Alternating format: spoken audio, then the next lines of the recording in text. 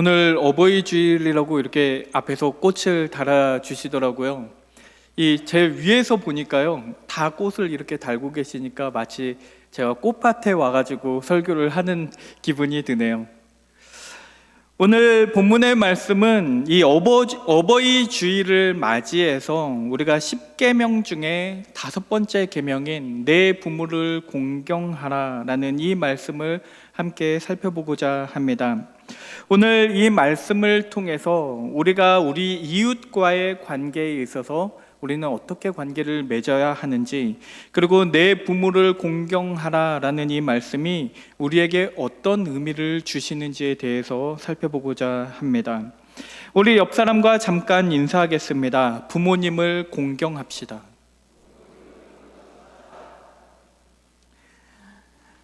우리가 사회생활을 해보면 이 사회생활을 하는 데에 있어서 가장 어려운 일 중에 하나가 바로 인간관계라고 말할 수 있을 것입니다. 일을 하는 것도 어렵고 또 공부를 하는 것도 어렵겠지만 그 일을 하고 공부를 하는 가운데 나랑 안 맞는 사람이 주변에 있으면 그것보다 더 고역인 일은 없습니다. 오늘 본문의 말씀은 단순히 내가 부모님에게 어떻게 해야 하는지를 넘어서서 내가 다른 사람들과의 관계에 있어서 어떻게 그 관계를 맺어야 하는지, 근본적으로 우리가 이 세상을 살아가면서 맺는 그 인간 관계라는 것이 무엇을 의미하는지에 대해서 가르침을 주고 계시는 말씀입니다. 이 10계명은요 총 10개의 계명으로 되어 있는데, 여러분들도 다 알다시피 1계명부터 4계명까지는 이 수직적인 관계에서 하나님과 우리와의 관계에서 우리가 지켜야 할 것들에 대해서 말씀을 하고 계신다고 한다면, 이 5계명부터 마지막 10계명까지는 우리가 우리의 다른 사람들과의 관계에 있어서, 이 수평적인 관계에 있어서 우리가 지키면서 살아가야 할 것들에 대해서 말씀하고 계십니다.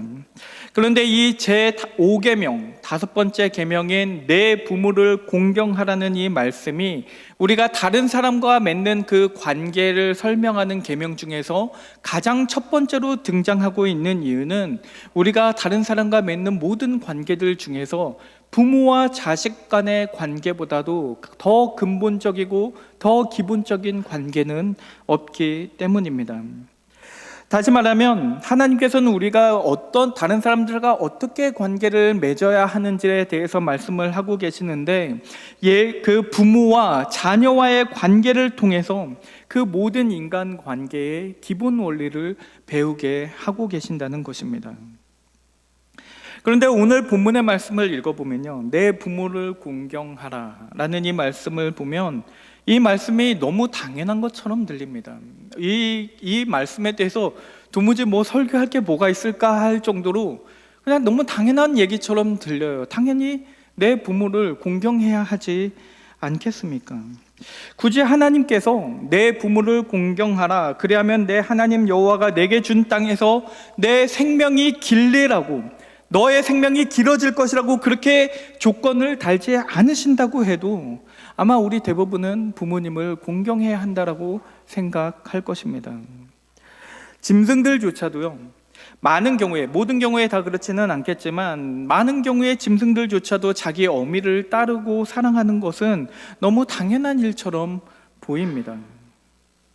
하물며 우리 인간의 경우에는 기본적으로 우리가 효의 개념을 가지고 있기 때문에 꼭 성경이 아니더라도요, 우리는 부모님을 공경하고 부모님에게 효도해야 된다는 생각을 기본적으로 다 가지고 있습니다.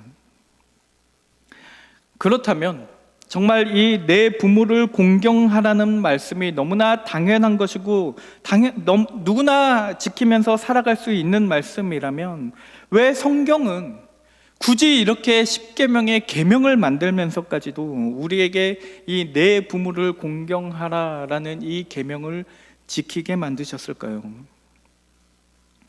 왜냐하면 우리가 부모를 공경하는 것이 당연한 것처럼 들리지만, 사실 어떤 면에서는 우리가 부모를 공경하는 것이 당연한 일이 아니기도 하기 때문입니다. 오늘 우리에게 주신 이 10계명의 말씀들은 겉으로 보기에는 너무 상식적인 것처럼 보이고 우리가 당연히 지켜야 할 것처럼 보이지만 사실 이 가르침들은 세상의 가르침들과는 굉장히 근본적인 차이가 있습니다. 다시 말하면 성경에서 말하는 부모를 공경해야 한다는 말과 우리가 보통 효에 대해서 얘기를 한다면 유교라고 대표적으로 얘기할 수 있을 텐데, 이 유교에서 말하는 효의 개념에는 아주 큰 차이가 세 가지 정도가 있습니다. 첫 번째로 이 유교 안에서도 여러 가지 분파가 있지만 대부분의 이 유교에서는 인간을 매우 긍정적으로 보고 있기 때문에 이 인간에게 소망이 있고 희망이 있다고 생각을 합니다. 반면에 성경은요, 인간을 죄인으로 보고 있습니다. 유교에서는 인간의 본성이 근본적으로 선하다고 생각을 하기 때문에 올바른 교육만 해준다면, 올바로 교육을 해주고 수양을 통해서 그 본성을 이끌어낼 수만 있다 그러면 이 인간이 선하게 살아갈 수 있다라고 그렇게 생각을 했습니다. 반면에 성경은 인간이 본성적으로 타락했기 때문에 근본적으로 죄성을 가진 존재라고 생각을 합니다. 그렇기 때문에 우리는 우리의 힘으로 선하게 살아갈 수가 없고, 우리에게는 하나님의 율법이 필요하고 성령의 도우심이 없이는 우리가 스스로 그 올바른 길을 걸어갈 수 없다라고 믿습니다. 두 번째로 유교에서는 우리가 부모를 공경해야 하는 이유 중에 중요한 이유 중에 하나로 사회적 위계 질서를 이야기합니다. 그러니까 만약에 어떤 사람이 자기 부모를 공경하지 않는다면 그 사람은 왕에게 반기를 들 가능성도 높고 권위에 굴복하지 않을 가능성이 높기 때문에, 그렇기 때문에 사회의 위계 질서를 지키기 위해서는 먼저 부모를 공경하는 법을 배워야 한다고 그렇게 가르칩니다. 반면에 성경은 이 부모를 공경하는 것이 단순히 사회의 질서를, 사회의 위계 질서를 유지하기 위한 것이라는 것을 넘어서서 이 모든 질서들은, 이 부모와 자녀의 관계, 그리고 이 사회의 모든 위계 질서들은 하나님께서 주신 질서라고 그렇게 믿습니다. 마지막으로 가장 결정적인 차이가 있다면, 이 유교에서는 우리가 부모를 공경해야 하는 이유가 그분께서 나를 낳아주시고 길러주셨기 때문에 그 은혜에 보답하기 위해서, 그러니까 이 보은의 개념을 가지고 우리가 부모에게 효도해야 한다고 가르치는 반면에, 성경에서는 부모를 공경해야 하는 이유가 단순히 보은의 개념을 넘어서도, 당연히 나를 낳아주시고 길러주셨기 때문도 있겠지만 그 개념을 넘어서서 하나님께서 우리에게 이 부모님을 통해서 나에게 생명을 주셨다라고 믿기 때문입니다. 그러니까 한 생명을 주신 것은 근본적으로는 하나님께서 주신 것이지만, 하나님께서는 그럼에도 불구하고 매 순간을 우리를 창조하지 않으시고, 하나님께서는 우리의 부모님을 통해서, 그 혈통을 통해서 우리가 이 땅 가운데 나오도록 하셨습니다. 그러니까 하나님께서 이 부모님들을 통해서 나에게 생명을 주셨고 내가 이 땅에 태어나게 하셨다면, 우리는 그 부모를 공경함으로써 우리가 하나님을 경외하고 하나님께 영광을 돌리는 것이라는 말입니다. 그러니까 내 부모를 공경하라, 그리하면 내 하나님 여호와가 내게 준 땅에서 내 생명이 길리라고 말씀하신 이유는, 부모를 공경하는 것이 하나님께서 우리에게 생명을 주신 것이라는 것을 믿는다는 사실과 그것을 인정한다는 사실과 굉장히 깊은 관련이 있기 때문입니다. 에베소서 6장 2절에서 3절 말씀에서도 이렇게 말씀하세요. 내 아버지와 어머니를 공경하라. 이것은 약속이 있는 첫 계명이니, 오늘 찬양에서도 약속이 있는 첫 계명이라는 찬양을 했는데, 약속이 있는 첫 계명이니 이로써 내가 잘되고 땅에서 장수하리라.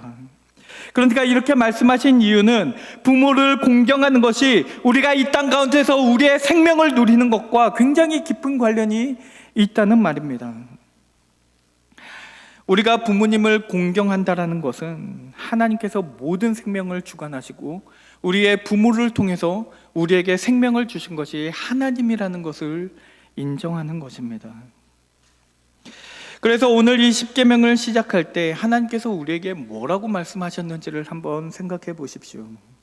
이 십계명을 주시기 바로 직전에 하나님께서는 뭐라고 말씀하셨냐면, 출애굽기 20장 1절에서 2절 말씀을 보면 하나님이 이 모든 말씀으로 말씀하여 이르시되 나는 너를 애굽 땅 종되었던 집에서 인도하여 낸 내 하나님 여호와니라, 이렇게 말씀을 하고 계십니다.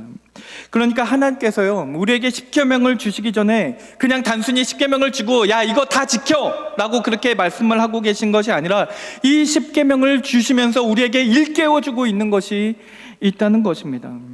단순히 그냥 계명만 주고 지키라고 말씀을 하시는 것이 아니라, 내가 너를 구원하였고 내가 너에게 은혜를 베푼 너의 여호와 하나님이라는 것을 잊지 말아라. 그렇기 때문에 내가 너의 하나님 여호와라면 너희가 이 계명을 지키라고 그렇게 말씀을 하고 계시는 것입니다.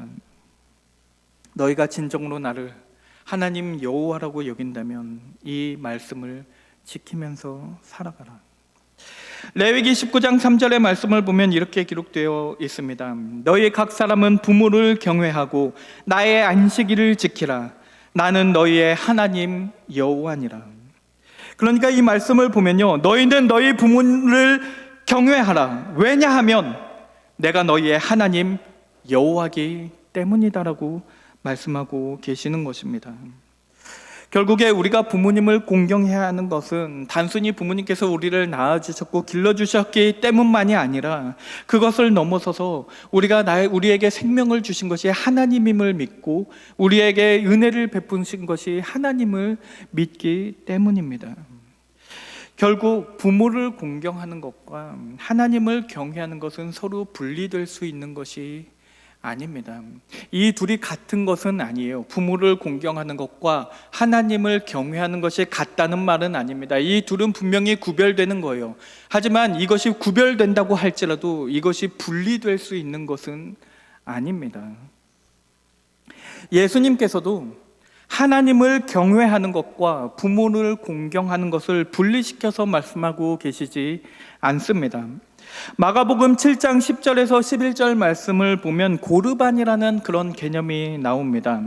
모세는 내 부모를 공경하라 하고 또 아버지나 어머니를 모욕하는 자는 죽임을 당하리라 하였거늘, 너희는 이르되 사람이 아버지에게나 어머니에게나 말하기를 내가 드려 유익하게 할 것이 고르반 곧 하나님께 드림이 되었다고 하기만 하면 그만이라 하고 라고 이렇게 되어 있습니다. 여기서 이 고르반이라는 것이 무엇이냐면요, 이 하나님에게 바쳐진 예물이라는 뜻입니다. 하나님에게 드린 예물, 그리고 제물, 헌금, 이런 것들을 말할 수 있을 거예요. 그러니까 예수님 당시에는요, 어떤 제물을 가리켜서 사람들이 이것이 고르반입니다, 이것은 하나님에게 드릴 예물입니다 라고 그렇게 말을 하면 그것은 하나님께 드리기 위해서 구별된 것이기 때문에 그 다른 어떤 곳에도 사용할 수 없는 그런 전통이 있었습니다. 그런데 사람들이요, 바리새인들이 이것을 어떻게 악용을 하냐면, 자기가 가진 재물들을 향해서 이것은 하나님에게 구별된 것입니다, 이것은 고르반입니다 라고 이야기를 함으로써 그 재물을 자기 부모들에게 쓰기를 거부했다는 것입니다. 왜냐하면 이들은 하나님을 경외하는 것과 그리고 부모를 공경하고 부모를 섬기는 것이 서로 다른 것이라고, 서로 분리된 것이라고 그렇게 이해했기 때문입니다. 그런데 그때 예수님께서 그 바리새인들을 향해서 뭐라고 말씀하시냐면, 야 너희가 진짜 잘했다, 야 너희가 그 재물들을 부모에게 쓰기보다는 하나님께 드린다고 한다니 너희가 얼마나 잘했냐, 정말 대단하다, 하나님께서 정말 기뻐하실 것이다 라고 그렇게 말씀을 하지 않으십니다. 예수님께서 그 고르반이라는 얘기를 보면서 뭐라고 말씀하시냐면, 너희가 말하는 그 말들이, 그리고 그 행동들이 도리어 하나님의 말씀을 폐하고 있다라고 그렇게 말씀하고 계십니다. 왜냐하면 예수님께서 보실 때에 하나님을 경외하는 것과 자기의 부모를 섬기고 부모를 공경하는 것이 서로 분리된 것이 아니었기 때문입니다. 오늘 본문에 나와 있는 내 부모를 공경하라라고 이야기할 때 이 공경하라는 말의 이 어원을 보면 히브리어로는 카바드라는 단어를 사용하고 있는데, 이 단어는 무겁게 여기다라는 뜻을 가지고 있습니다. 그러니까 내 부모를 공경하라는 말은 내 부모를 무시하지 말고 그를 무겁게 여김으로써, 그의 말에 귀를 기울임으로써, 그의 존재를 귀하게 여김으로써 무시하지 말라는, 무겁게 여기라는 말입니다. 물론 부모님의 말씀이 항상 다 맞는 것은 아닙니다. 그리고 모든 부모가 다 좋은 부모인 것도 아닙니다. 어떤 부모는 자녀들을 학대하는 경우도 있고, 어떤 부모는 아이들을 좋지 않은 길로 이끌어가기도 합니다. 그러나 그럼에도 불구하고 우리가 성경을 믿는다면, 성경을 따른다면 그 부모들조차도 우리가 가볍게 여겨서는 안 됩니다. 왜냐하면 우리가 그 부모를 공경할 것인지 말 것인지가 그 부모의 행함에 달려있는, 나에게 그 부모가 어떻게 행하냐에 달려있는 것이 아니라 내가 하나님을 경외하느냐 아니냐가 내가 부모를 공경하는 가장 결정적인 요인이 되기 때문입니다. 오해하지 않으셨으면 좋겠어요. 저는 권위주의를 옹호하는 사람은 아닙니다. 악한 부모라고 할지라도 자녀라면 그 부모를 본받아야 한다라고 말하는 것도 아닙니다. 만약에 부모가 악한 사람이라면, 그 아이들을 학대한다면 저는 기꺼이 그 아이들을 향해서 너희가 그 부모의 그 학대에서 벗어나기 위해 상담을 받아보라고 그렇게 권할 것입니다. 왜냐하면 성경은요, 이 부모의 권위가 어디서부터 온다고 말하고 있냐면 이 부모의 권위가 하나님으로부터 온다고 말하고 있습니다. 이 부모의 권위가 하나님으로부터 온다는 말의 의미는 그 부모조차도 하나님의 통치를 받아야 한다는 것을 의미합니다.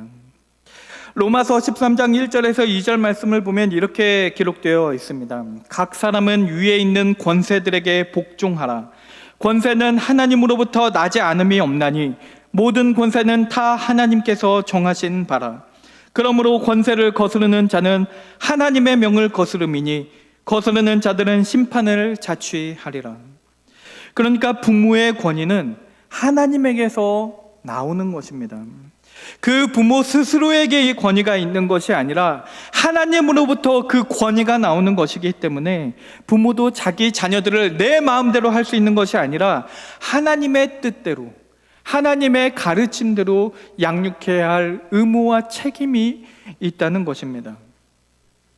그래서 에베소서 6장 4절의 말씀을 보면 또 아비들아 너희 자녀를 노엽게 하지 말고, 자녀들을 노엽게 하지 말고 오직 주의 교훈과 훈계로 양육하라라고 이렇게 되어 있습니다. 그러니까 아비들이라고 해서 너희가 하나님의 권위를 받은 그 부모들이라고 해서 너희 마음대로 할 수 있는 것이 아니라 주의 교훈과 주의 훈계로 양육해야 한다라고 말씀하고 계시는 것입니다. 그러니까 이 부모들도요, 자녀를 양육할 때에, 자녀들을 교육할 때에 그 마음 가운데 하나님이 있어야 하는 것을 의미하고, 자녀도 우리가 부모님을 공경할 때는 그 마음, 그 중심 가운데 하나님이 있어야 한다는 말입니다. 그러니까 이 원리는요, 우리의 모든 인간관계에 적용될 수 있는 것입니다. 우리가 모든 인간관계를 맺을 때에는 우리의 중심 가운데 하나님이 계셔야 한다는 말입니다. 남편이 아내를 사랑하고 아내가 남편을 사랑해야 하는 이유는 하나님께서 이 배우자를 나에게 주셨음을 믿기 때문에, 하나님께서 이 배우자를 나에게 짝지어 주신 것을 믿기 때문에, 그렇기 때문에 내가 이 사람을 사랑하고 또 그를 존중하면서 살아가는 것입니다.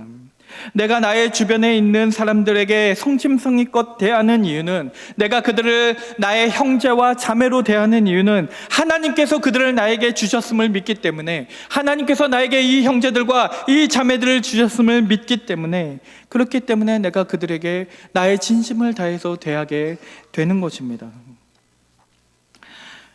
그런데 문제는 우리는 그 하나님 중심적인 관계를 맺으면서 살아간다는 것이 너무나 어렵습니다. 내 부모를 공경하라라는 이 말씀조차도 너무나 뻔해 보이고 너무나 당연해 보이는 이 말씀조차도 우리는 그것을 지키는 것이 사실은 쉽지가 않습니다. 왜냐하면 우리의 부모의 능력이 부족해서가 아니라, 그 부모가 나에게 잘해주지 못해서가 아니라, 그 부모가 부족해서가 아니라 내가 죄인이기 때문입니다. 내가 죄인이라는 말의 의미는 우리는 언제나 자기중심적으로 살아간다는 것을 의미합니다. 부모와 자녀의 관계에 있어서도, 친구와 친구의 관계에 있어서도, 남편과 아내의 관계에 있어서도 우리는 항상 자기중심적으로 생각하고 내 중심에서 모든 관계를 맺어 나가려고 합니다. 그래서 우리는 내 마음대로 되지 않으면 그 모든 관계들 가운데 상처를 입게 되고 그 관계들로부터 실망을 하게 되는 것입니다. 왜냐하면 그 모든 관계 가운데 사람들이 내 마음대로 되는 것이 하나도 없기 때문입니다.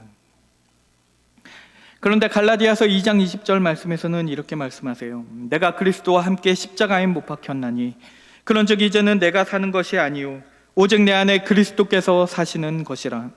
이제 내가 육체 가운데 사는 것은 나를 사랑하사 나를 위하여 자기 자신을 버리신 하나님의 아들을 믿는 믿음 안에서 사는 것이라 라고 말씀하고 계십니다. 그러니까 이제 내가 사는 게 아니래요. 이제 내가 살아가는 것이 아니라 내 안에 그리스도께서 살아가신다라고 말씀하고 계십니다.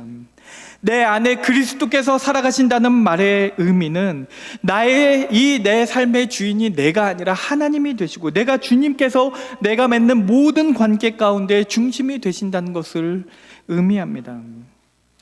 이제 내가 중심이었던, 그 죄인이었던 내가 죽고 내 안에 그리스도께서 사시게 되면 내가 그 모든 관계 가운데 상처를 받기보다는 그 상대를 비로소 긍휼히 여길 수 있게 됩니다.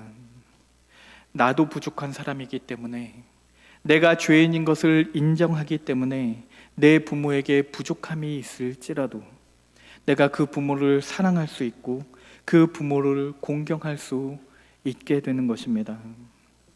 나도 완전한 사람이 아니기 때문에 타인의 불완전함을 용납할 수 있게 되고 그의 실수에 대해서, 그의 부족함에 대해서 우리가 너그러워질 수 있는 것입니다.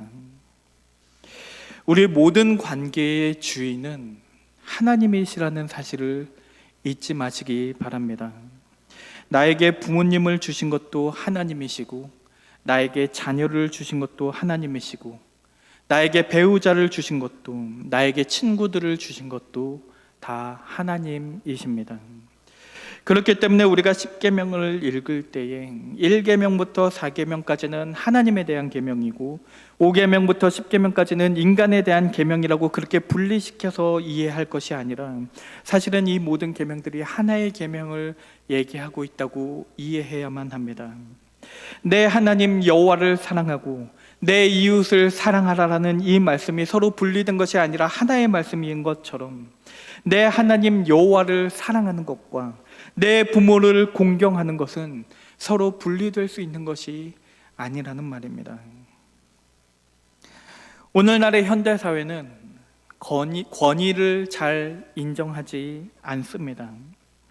선생님들조차도 권위적으로 아이들에게 할 수 없는 시대가 되어버렸고, 부모도 권위적인 부모보다는 친구와 같은 부모들이 더 좋은 부모들이라고 그렇게 인식되는 시대가 되었습니다. 오늘날에는 스스로 생각하고 결정하는 것을 옳게 여기는 시대이기 때문에 권위적이고 수직적인 질서를 인정하지 않고 수평적인 소통을 강조하는 시대가 되었습니다.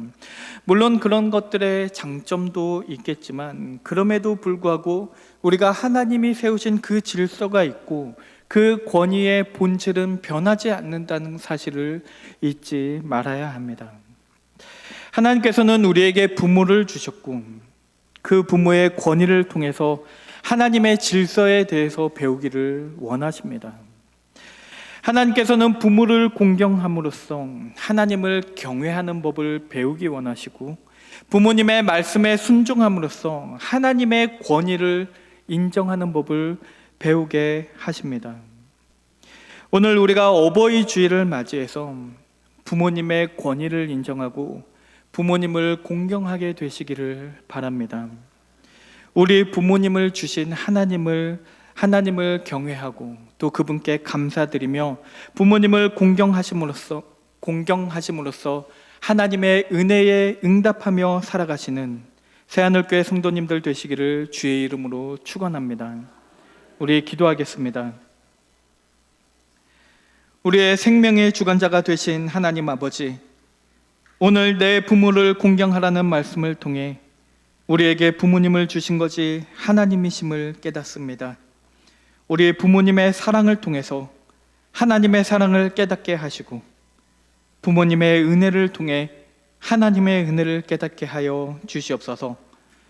우리의 관계 가운데 상처가 있다면 하나님의 사랑으로 화해하게 하여 주시고 회복시켜 주시옵소서. 예수님의 이름으로 기도드립니다. 아멘.